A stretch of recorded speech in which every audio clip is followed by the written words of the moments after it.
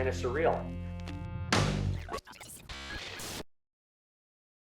So I want to thank everybody for joining us for our final virtual garden talk. This is the last one that we have scheduled for early spring or pre-spring. Well, it is. We had the first day of spring last weekend, or I think was the first day of spring. So these are the first seminars that we're doing this year. For those of you that tuned in to some of the other ones, I did mention that we are working on maybe doing some in-person classes or seminars, possibly in May. But obviously we will let you guys know through our social media outlets and through our email club. I believe we do have a couple in the works though. Is that true, Holly? We got, and Sarah, we got roses. Yeah, we have one. Oh yeah, okay. So it does look like we have one in the works for roses and Wisconsin vegetable gardener. And there may be one more in there, but we are not going to be doing our spring kickoff this year due to COVID. We just don't think it's appropriate at this time. I'm hopeful that in the future we will go back to having the larger social events and open houses, but for now we're just going to try to limit things and just be a little bit more conscientious. I can't even say it, so I'm not even going to try to say it. Conscious. Oh, no, I can't say it. I took a nap right before this, and I'm like still waking up right now. Conscientious. Yeah. Conscientious. So conscientious. Thank you, Lisa. You're so smart. So we're working on that stuff, guys. I thank you for being here, and I hope you found the other two just as interesting as I think this one's going to be. I think this seminar is going to bring everything full circle. We talked about, the new annuals and general annual care. Same with perennials, some new and exciting varieties of perennials and perennial care. But one of the things that we've at Blue Mills have really learned over the last several seasons is how important good quality soil is for your plant material. All too often, I see people come in and spend hundreds of dollars on beautiful plants, and then they go ahead and plant them in the cheapest, most nutrient-free concrete type soil that I've ever seen, and then they get upset with how their plant performed. So we really believe that the quality of soil is very critical to the success of your gardening, and that's why the last couple of years now, we've had seminars on soil. And if you notice, we carry a large variety of different soil selections because we believe there's more than just dirt. There's reasons for all these soil mixes and amendments. And so we brought Lisa in here, who has a very extensive background with soil. Some of you may recognize her. She's done several seminars with us before, and I got her bio here. She was Miss Universe, and no, I'm sorry, wrong bio. Sorry guys, bear with me. Okay, Lisa. Lisa Grant. She's been with the lawn and garden industry for 15 years. She brings her expertise on soil biology and soil components to her presentations. She lives in Chicago. Boo! No, I'm just kidding. Chicago with her husband and her 2 pups. And before Lisa starts her presentation, just a real quick introduction to my assistants here. Holly Critter is the assistant, or as she likes to say, co-manager. Yeah. And Sarah Sweet, who many of you recognize in the greenhouses, she runs our greenhouses. So I'm sure both of those ladies are very familiar to you all, and you're going to see a lot of them this season. They'll always be there to answer your questions, as I will as well. So without further ado, I'd like to introduce Lisa Grant here with Premier Tech Horticulture, talking about some of the soil products they offer, as well as the importance of soil. So Lisa, take it away. Okay, so thank you, John. I am going to share my screen. So just let me know if you can see what I'm sharing. All right, can you see that? Yeah, we can see it. Okay, good. Okay, so hey everybody. So the tab with the chat, I'm not able to see at this point, which is fine. So as you guys come up with questions, just write them in the chat, or at the end you can ask the questions. And Holly and John and Sarah may stay on board during this presentation too. So I want to thank you guys for being here. This, you know, I prefer in person, but it's a very strange time, and this is just what we have to do and kind of adapt, you know, adapt. So I'm going to talk a little bit about I'm going to talk about soil health. I'm going to talk about ProMix. I don't know if you guys know, but this is what Sarah uses in her greenhouse. She grows with our ProMix and has loved it for a few years now. She really likes it. The plants look great. You know, I got on Zoom before you guys got on and asked her how everything was doing, and she was very pleased. And you know, no surprises. You know, this ProMix is a company. We're an offshoot, so to speak, of a company called Premier Tech. We're in the horticultural division, and we specialize in growing media. So we have for over 95 years. So off of that offshoot of the growing media, we have the retail line, which I'm going to talk a little bit about today. But I just wanted to incorporate a little bit information to you guys that this is the line of soils that Sarah grows with. And she's happy. So when you see her this spring and summer, ask her about it. But she's really pleased. So I have to change my, oh, there we go. Okay, it wasn't going. All right, so a little bit about us. We are a Canadian company, so we ship everything from Canada, and we produce over 30 million bags of bales of our mixes per year annually. Over 33,000 truckloads are shipped annually. So we move a lot of growing media. We are one of the leaders in professional mixes that the professional growers grow in. So we move a lot of soil. And our retail line, which I'm going to talk a little bit about today, and how you can use it and advantages of it, is an offshoot, like I said, of the professional line. So we are a peat moss based company, and a lot of times people get nervous when they hear peat moss. Peat moss is in most growing media. It's light, it's fluffy, it holds onto moisture, it has a lot of water holding capabilities, it's aerating, it has aeration capabilities also. But what we do in Canada, when we lease out the bogs, we go back and we add live sphagnum peat back into the bog. So to help that grow and refurbish. So we do also do that. We actually have a team of people that do that.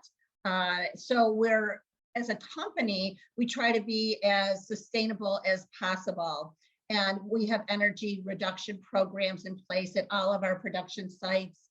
And the VeraFlora certified is basically the certification that we are growing and maintaining these bogs actually as sustainably as possible. It's a Canadian certification.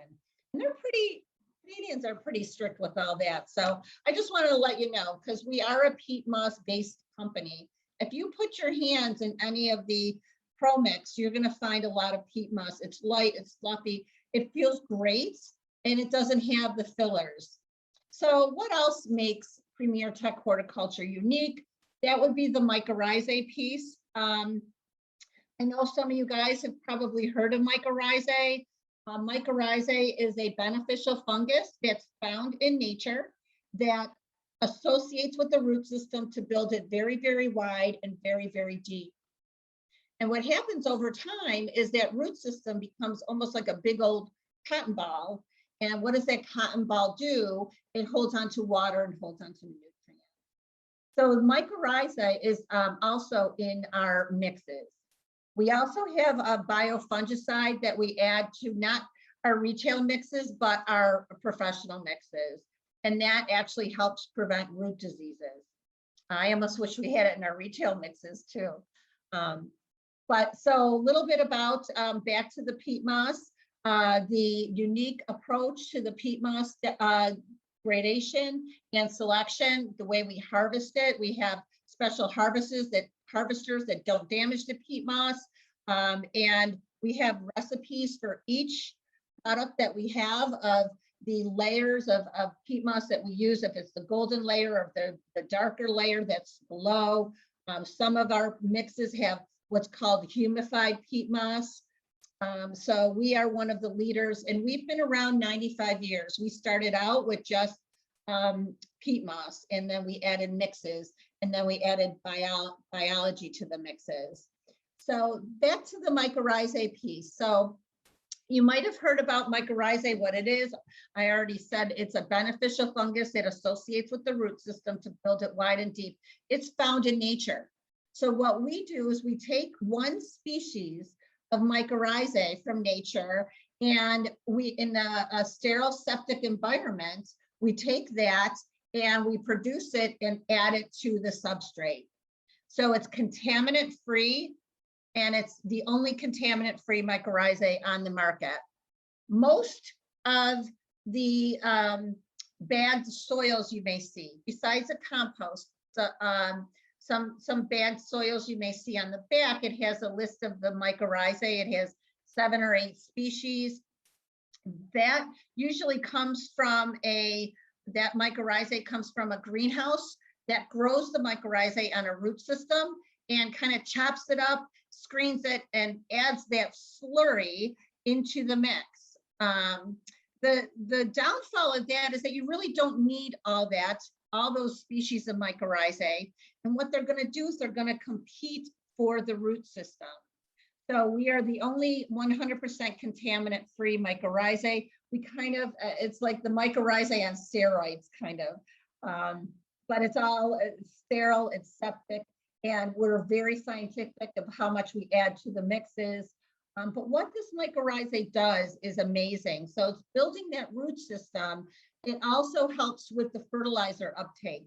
So that root system is being built out, and it's bringing these little tentacles, so to speak, they call them mycorrhizal hyphae, out there so it can grab the food that the root system won't normally be able to reach, right?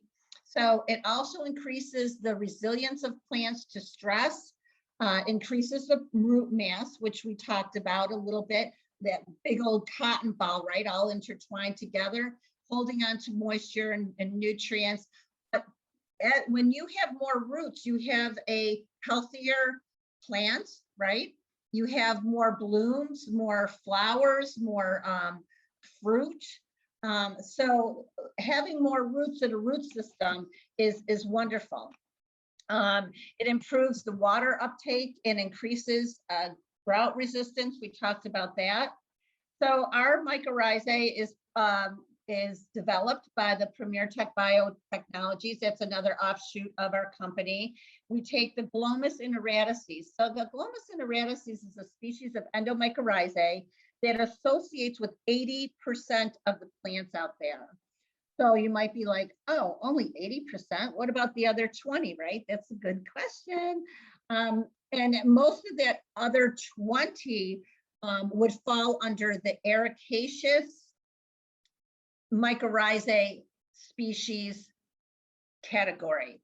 That would be some of your blueberries, azaleas, hydrangeas. So the mycorrhizae in our mixes may not associate with those plants, okay? But it associates with 80% of the plants out there. We actually count the spores added to the substrates. And it, like I said, colonizes most flowers, vegetables, perennials, unlike any other mycorrhizae fungi. Here's a good picture. It shows you a little bit about what it looks like, okay, under a microscope. On the left, you have the non-colonized root, and on the right, you have the colonized root. You see some little specks. Those are the roots forming, and you see some thin, almost cobwebby type things. That is the mycorrhizal hyphae. So it's associating with that root system to build it. Think about when you're planting your annuals in the spring and you've got your garden ready and you pull the plant out of the pot and you've got those real thin root hairs, those are the mycorrhizal filaments. Okay, the real thin root hairs. So here's how the mycorrhizae works. It starts at the spores, newly formed. They germinate close to the root. They kind of attach itself to the root system and then build that root system. So here's just, without getting too scientific, that's what it does. And the hyphae grows with the root system and it stays with the plant the whole time, unless you're ripping that plant out of the ground or your container. But that's what it does. So one thing that's really cool too is when you're taking your plant out of its pot, your annual or whatnot, and ready to plant it, you kind of loosen things up a little bit. Some of the root system might break off, right? That usually happens. We don't mean to be rough, but that's what happens. In the presence of mycorrhizae, well, the root system at that point releases sugars. It's really stressed out and it's releasing sugars, and those sugars are really what activates the mycorrhizae. So when you're working with some of our soils, either in a container or in the ground, and it has the mycorrhizae, that stress that the plant's feeling actually activates the mycorrhizae. Yeah, so it's really kind of neat. But it doesn't, that colonization and building that root system takes a while. It doesn't happen overnight. As you can see on the slide, it takes 3 to 6 weeks. Okay, it does take a little bit, but it helps big time with phosphorus, uptake. Yeah, flowering, that's the phosphorus that's what the plants love for flowering. The copper, manganese, the zinc, and water. So it helps improve all that. And the plant provides the mycorrhizae, like I said, this carbohydrates, the starches, and the mycorrhizae feeds the nutrients and water. So they have a very symbiotic relationship with the plant's root system, and it benefits the plant the whole life cycle, as long as you're not, ripping it out every time. But then you can buy more of the Pro Mix garden mix and use that again, right? And has more mycorrhizae in it. So the mycorrhizae is already in the mixes. And I believe it's in the growing mix too that Sarah uses. I'm not sure, but we'll have to ask her, I guess, when I'm done. So it provides a whole season long of nutrient uptake. It really is going to help the plant absorb the nutrients better of the fertilizer that you're going to use. Shelf life, 2 years. So, Blue Mel's doesn't, carry too much soil over from 1 year to the next of the Pro Mix, but you can use it from 1 year to the next, that's no problem. After 3 years, what happens, in some of our mixes, we have the water holding capability in there that kind of breaks down in the mycorrhizae a little bit too. But it's safe to use. There's no special handling that's important, that you need to know with that either. Just like anything, wear gloves and wash your hands after, and which we do anyway, right? Especially nowadays, we're probably washing our hands a little bit more anyway. So the mycorrhizae benefits a lot of different things, reduces nutrition and water stress in crops. It actually, so that cotton ball, that mycorrhizae and those filaments kind of build, it holds on to moisture. So it's not like forcing your plant to drink, it'll drink when it's ready kind of thing. So it helps prevent a little bit of that overwatering. You don't want to overwater. Okay, just don't overwater anyway. And we could talk about that a little bit more after, and Sarah can pipe in and give her recommendations of watering and stuff like that if you've got questions. But it helps delays the onset of nutrient deficiencies for the garden center. It helps plants tolerate improper fertilization and watering, extends the life of plants, helps to reduce losses. And for you guys, it's all of those things too. So it reduces plant loss and saves money for everybody. So I'm going to talk a little bit about the retail line, and we'll go from there. So couple products that Blue Mel's is carrying, they've carried a couple years now, is our potting mix. This is actually our #1 seller. And they carry it in the 1 cubic foot bag and the 2 cubic foot loose bag. So there's different, I don't know if you can see these little dots right here where it says mycoactive. So the mycoactive is the mycorrhizae. We just gave it a different name because it's easier to say. Some people can't say mycorrhizae. You know, it just has a really this has a much easier name for it, but that's really what it is, the mycorrhizae. The that little blue dot on the left below that says 20% bigger blooms, and that's because of the mycorrhizae. So that's pretty interesting that you know, we have proven that to have it on the bag, we have to prove it. So we have, and we can state it, that you're going to have 20% bigger blooms with this. That purple dot in the middle, what that says is a 9-month seed. So this is your, this Pro Mix in the pink, the potting mix, has a fertilizer in it, and then aqua friendly. So a little bit about it. It's a light, fluffy mix. It's got some perlite in it. It feeds the plant for up to 9 months. So it doesn't mean at 9 months it's done feeding. So it's going to start, that fertilizer reduction is going to start right away. Okay, so after a few weeks, if you want to, if your flowers if you need a little boost for your flowers, you can. I would say wait a few weeks. You don't need to fertilize right away. And that mycorrhizae is in there also. That aqua friendly, that is sometimes, if I don't know if you've worked with just plain old straight peat moss, it just doesn't absorb and water really well. So we add almost like something called Soil Moist. It's not that, but it's a different brand, but it's similar to that.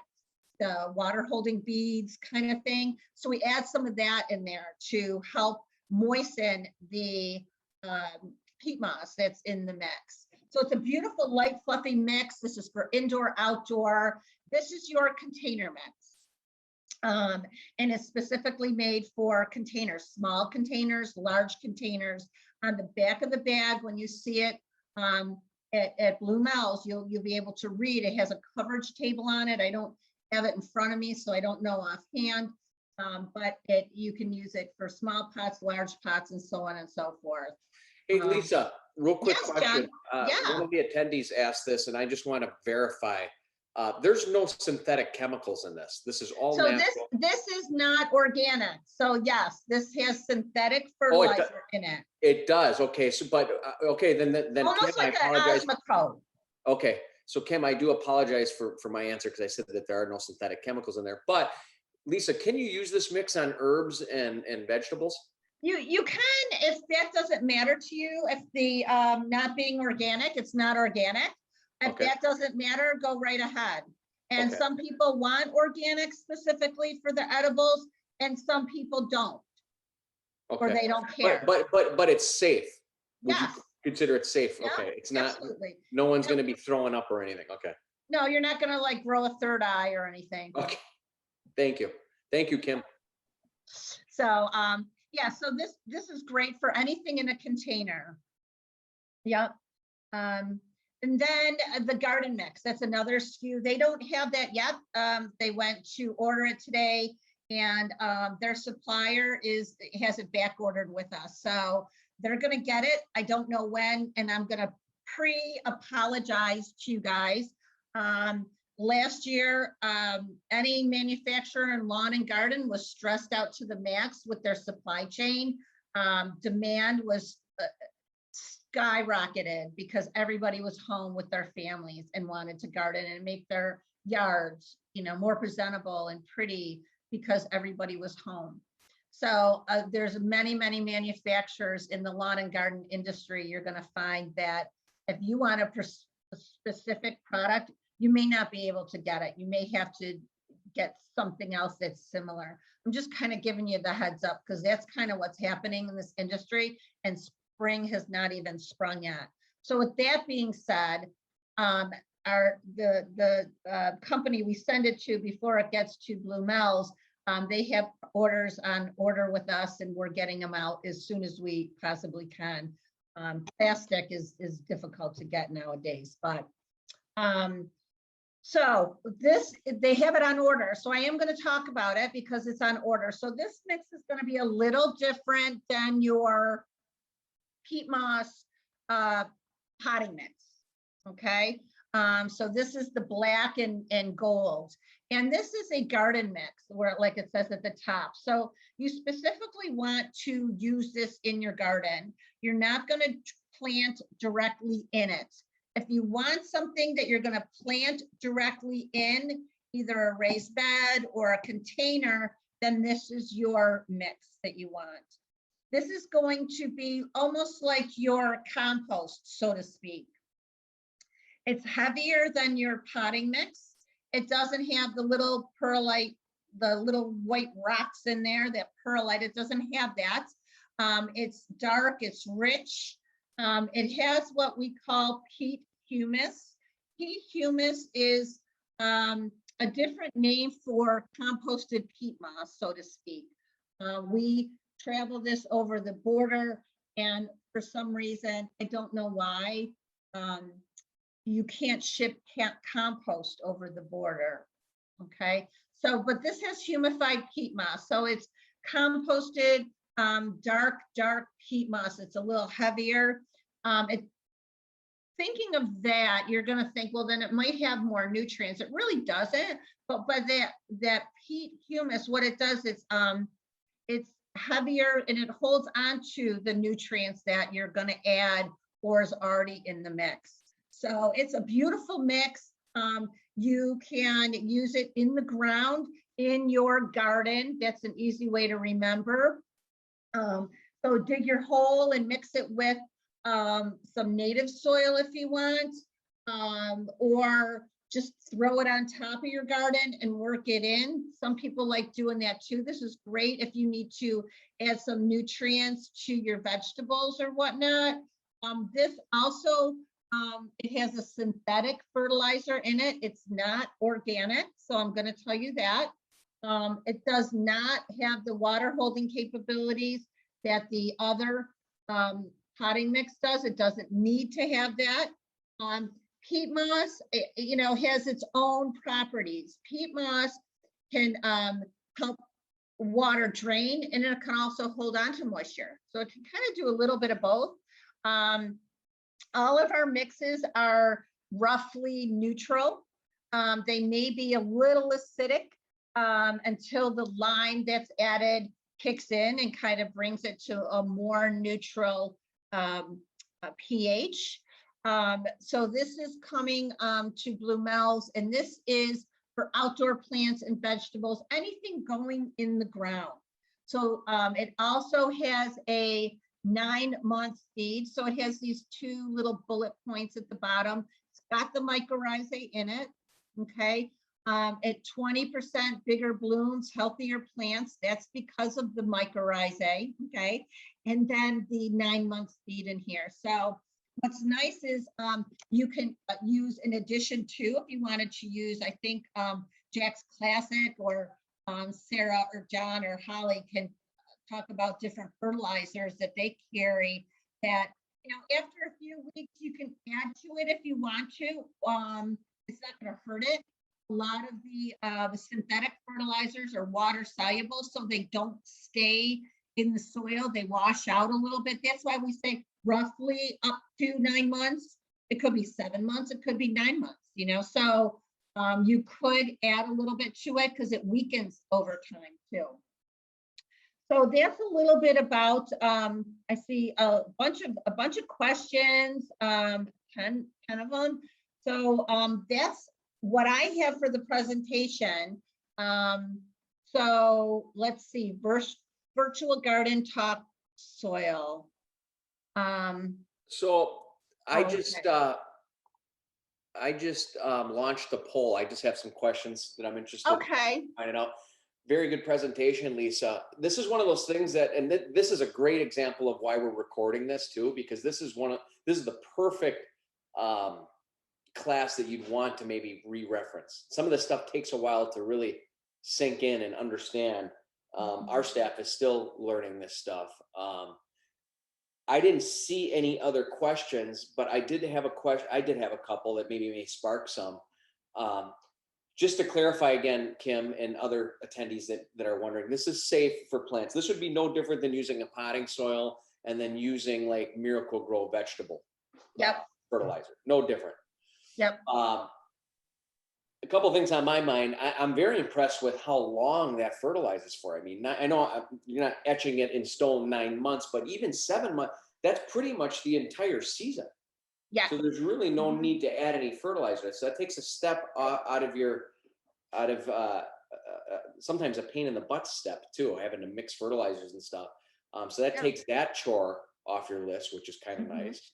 And the thing is too, John, is you remember, like I said, I don't mean to interrupt, but the mycorrhizae helps with the uptake of phosphorus.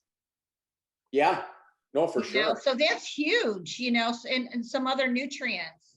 Yeah, we've been using mycorrhiza in our soil. Geez, Sarah, you can verify, but at least the last 4 or 5 years, I believe we've been using it. And we've seen significant benefits in our plant. Probably like 6 years. Okay, yeah, so 6 years. And it's really helped us on the production side. So I can only imagine what it could do on the homeowner side too. So, I've seen people too, Lisa, and tell me what your thoughts are on this. Potting mixes tend to get up there in pricing, and I don't have any pricing for you. Holly, we don't know the prices on this stuff yet, right? We're still figuring that out. Yeah, we don't have any solid prices yet on mixes. We will in the next week or so. But as you all know, if you're avid gardeners, you know that potting mixes are more of a premium product and they tend to be up there in price. But as I said before, Lisa did her presentation, if you don't pay attention to the quality of soil, you could be wasting money essentially in having plants that struggle and eventually die off and you have to replace them. So it is worth the investment. But the question I have is, and Lisa, tell me what you think. I've seen people take potting soil and mix it with a lower grade, heavier soil just to kind of stretch it. Do you recommend against that? I mean, I know you're going to say, no, fill it all with premium soil, but it really depends on your planter too. I mean, I've seen people with these really tall 4-foot high planters. You don't need to fill that whole planter with premium soil. You can do the bottom, portion could be cheaper soil. But I guess that was just a question I had. I wonder if anybody else was thinking that, is that can you mix these with lower grade soil, or would you not really recommend it? No, you can, but for some of your flowers that you love and your containers that you love, I would really stick with a good base, because that's what's going to determine how well your plants grow. And that base meaning the soil and what's in it and what you feed it and how you water it. All that's really important. And, if there's some other stuff that, you can stretch it and kind of mix something else, a lower quality soil with it, you can, of course you can. Well, the reason why I asked that too is because, as you said, there's a little bit of delay in getting this garden mix in here. Yeah. I'm just wondering if and I've seen people use potting mix in their garden. And you can. And the way you can tell is because those little white marshmallows are in there, the vermiculite and and I've already seen that at people's houses. I've said, that's potting mix, right? I'm like, oh, and they absolutely are aware of it. They're like, yeah, I'm aware of it. I'm totally aware of that. But it does create a better aeration in their soil. You had touched on the beauty of having peat moss is that it's kind of hard. It's like a sponge. It's essentially nature's sponge. So it'll take a sponge, run under your faucet. You'll have water run through there, but then set the sponge down. It's holding water. So that's what peat moss essentially does. So if you add that into your garden, if you some of you may not do any containers. It looks like one person in the poll says they don't have any containers. What's the matter with you? You need to get. No, I'm just kidding. But people can use this potting mix in their garden, correct? technically, if they really Absolutely. wanted to? Absolutely. And what I would do is, you can mix it in with your existing soil, or use it as you're planting and kind of mix it with the existing soil. But I would probably do, more of a ratio of the potting mix to the existing soil. Because so you might have some clay in there, and it may be really, not so great, not nutrient dense and really heavy. So, I'd probably do a little more potting, but native soil around that root system too. Okay. We have Kathy asked, do your products contain any nut products? Her boys have severe nut allergies and they need to use these potting mixes without ground up nut shit. Because some mixes do have, there's tons of stuff on the market. Do you know offhand if Right. yours have any? Not that I know of offhand. I can email grower services. We have a whole team of people that we ask, grower, questions to. I don't believe so, because the peat moss is all sterile, and, and if we had, let me find out. We do have a couple mixes with coconut coir, but I don't know if that would be considered nut. It probably, right? Coconut. I'm not sure, Kathy. I don't know. You might know more about that because your boys experienced that, but coconut might. But yeah, if you can give me that information, Kathy. Yeah, I'll email her when we're done, and I'll Okay. probably get a response in the morning. Okay, I'll get that information. That's a great question. You talked about watering a little bit too, because it is this, and Sarah, you might want to jump in on this, but one of the things we see people do with their containers, and I know we've hammered this subject a lot, but the watering, potting soil dries from the top down.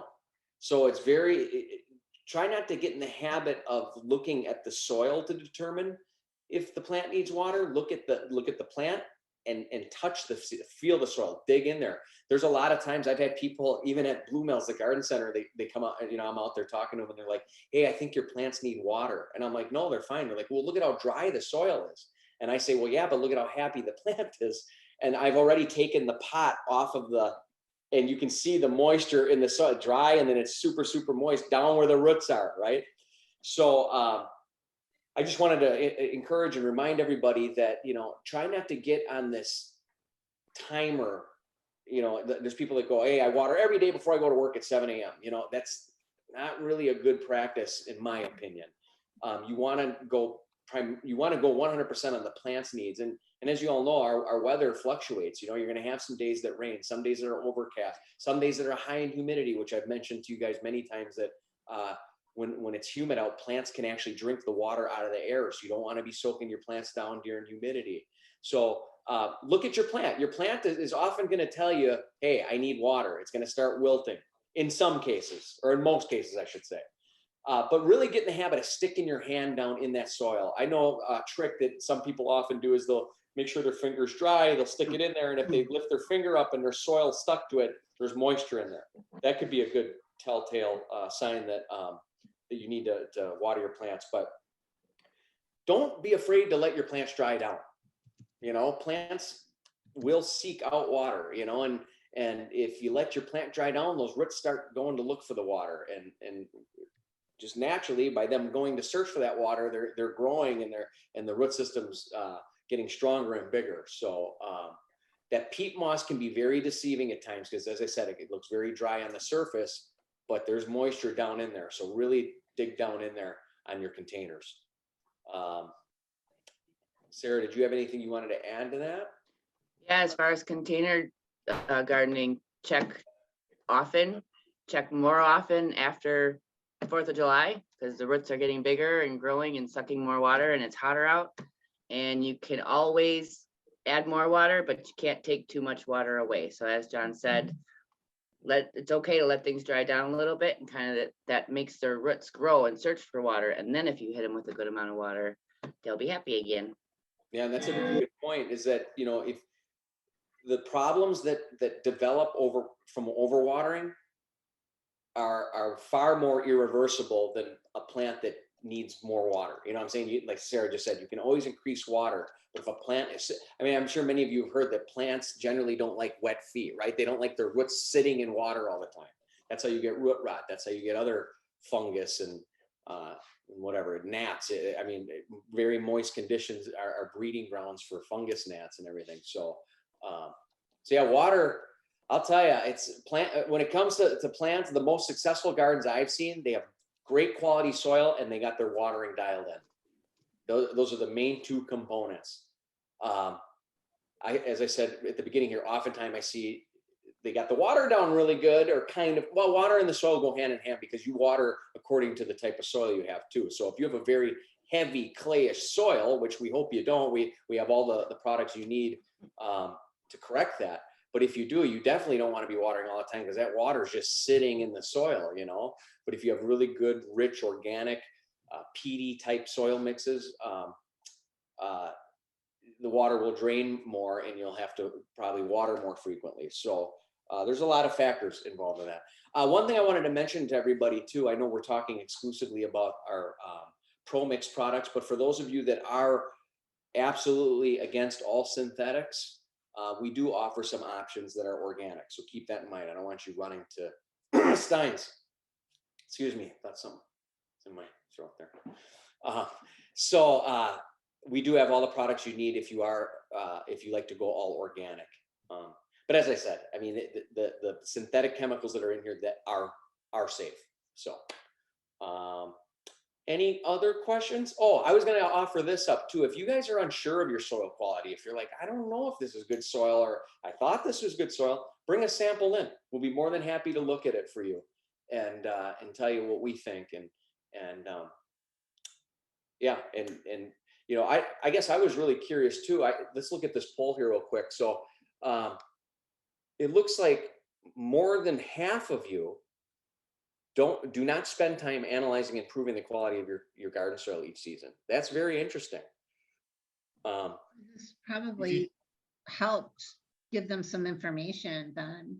Yeah, no, for sure. Yeah. How often do you rejuvenate your soil? Most say they do every season, Good. every couple years. Good. Some people Nice. never. And here's the thing. I've met a lot of people too that say, hey, my plants look good every year and my soil's Yep. horrible. I'll look you in the eye and say, I don't believe you, number one. But if you think that looks good, if you think your plants look great in poor soil, wait do you improve your soil? So I encourage everybody to take a second look this year. Now's the time to start poking around out there and seeing what your soil condition's like. We are getting a good thaw down here. And as I said, we have all the elements and components to improve any quality soil. I mean, that's what we do. I'm very happy to hear, the last question was, did this talk encourage you to pay more attention to your soil quality in relation to your plant performance this season? Almost 80% said yes. So Nice. mission accomplished. Job well done, Lisa. Good. If there's no other questions, then I guess we can wrap it up. If you guys think of stuff later, if you're laying in bed in the middle of the night, you're like, oh, why didn't I ask Lisa this? Or why didn't I ask John this? Just email us. I'll get you all the answers you need. Somebody had asked too about our previous seminar on perennials. I've been a lazy butt and I haven't got around to editing that. So that's why you haven't seen that yet. I'm hoping to get that done this week along with this video, and we will have that uploaded to our YouTube channel. And I'll share it on social media too. So bear with me, but I'll get those done. You're not missing anything. And I think that's about it. I want to thank everybody for joining us. Lisa, thank you so much. Excellent job as always. Thanks, Lisa. Thank you, Sarah, and thank you, Holly, for sitting there smiling and looking pretty. Anytime. So, I'm gonna just do a little quick plug. promixgardening.com, Facebook. I mean, we've got all this stuff. So if you want more tips on gardening, our company is really good with social media. Awesome. That's great to hear. Well, thank you, everybody. It's almost time to get out there and garden. We're getting very close here, but also remember, we live in Wisconsin, so don't let these couple 65, 70-degree days fool you. Don't be planting tomatoes yet, okay? I know some of you want to plant sod. I know we're all excited to do it, but we live in Wisconsin and it's not April yet. April can bring some really goofy weather, and I don't even want to say the word, but it starts with the letter S. We could get that, and I don't even want to say that and jinx us, but I hope we have an early spring.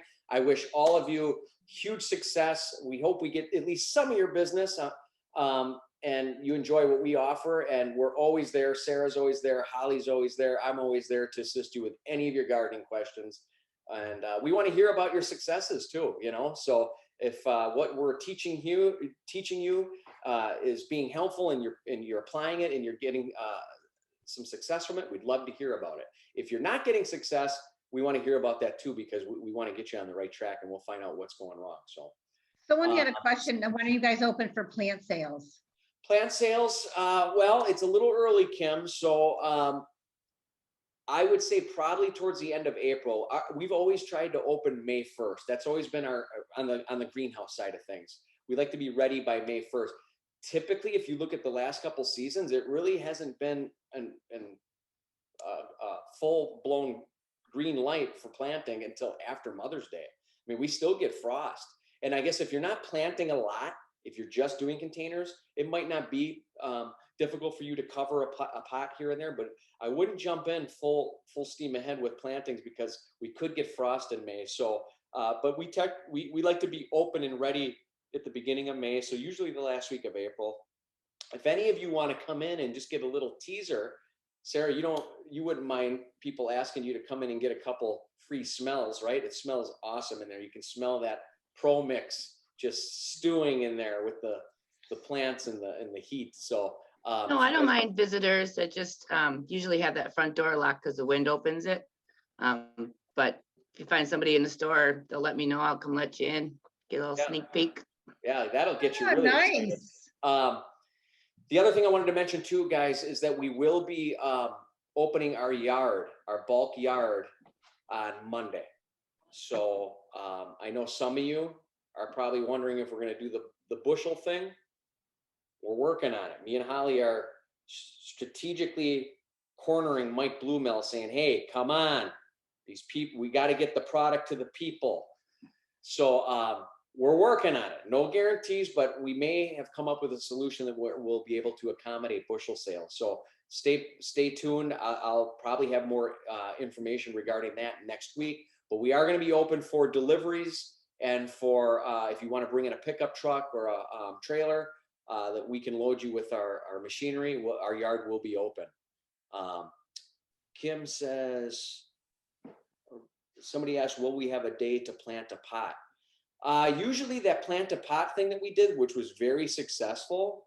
Christy, I knew you were going to say, we don't know for sure, Christy, so don't pop the bottle of champagne yet, because you'll be wanting to hit me over the head with that bottle if things go south on my persuasions with Mike Blumel. But the day to plant a pot, possibly. That usually we did that right around Father's Day, I believe, didn't we, Sarah, in June? So if things look a little bit better, obviously that's something we can do outside that people can be comfortably spaced apart. I would say there's a very, very good chance of that. I don't have anything, none of my events other than these couple that we're going to do in May are carved in stone yet, but you guys know me. I love having these events. I know you guys find tremendous value in them. A lot of them are geared towards family and bringing the kids in to participate. So if we can do things at a level that is comfortable for everybody and satisfactory to everybody, we will certainly try to do them. I just don't have any solid dates on that yet. But yeah, and then somebody said, send us an email for... I think maybe she's referring to when we're going to be open. Or when we're open for plant sales, maybe? Yes, I'll definitely keep you guys posted. I'll keep you posted on that. Bushel sales, yeah, and yes, for sure. There'll be an announcement on that. I can tell you this: if we do bushels, it will be at specific times and pretty limited times, and a lot of it has to do with just safety and security. So, but the way I look at it, any opportunity that we can give our customers to get those this year would be a huge plus, considering last year where we didn't allow it at all. So, and I know there's other bulk yards in the area that are looking to not offer that either. So we're doing our best. We definitely don't want anybody to be too upset with us. So we're trying to accommodate everybody. Bushel sales, Kelly, are when people can come in and shovel up their own little bucket. right now we only allow trucks and trailers in our yard that we scoop up with machinery. But some people have smaller yards, smaller projects, and they like to come in and scoop up small amounts. So that's what the bushel is.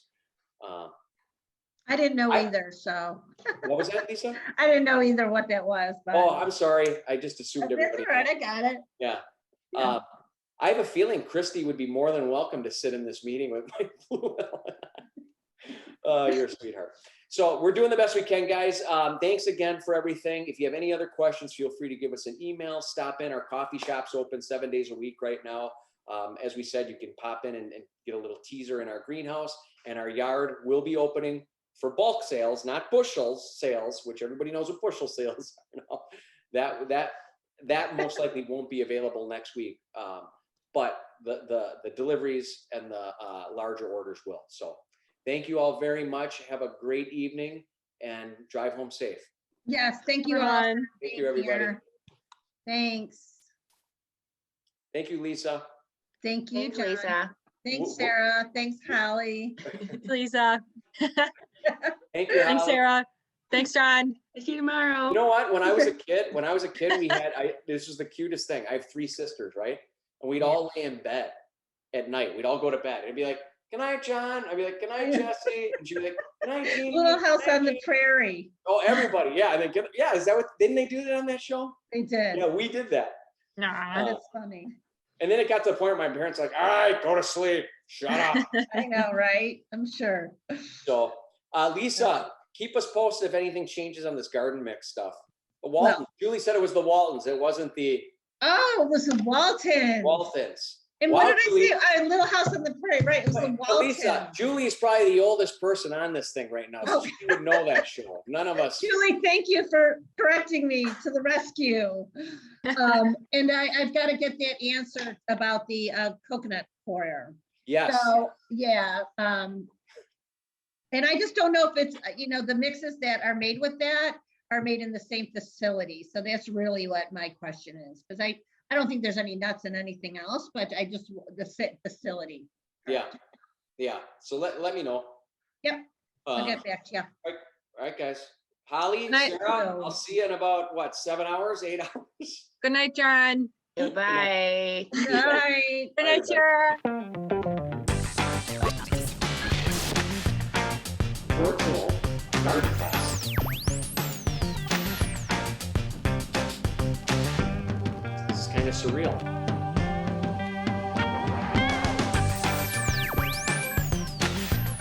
Virtual garden fest.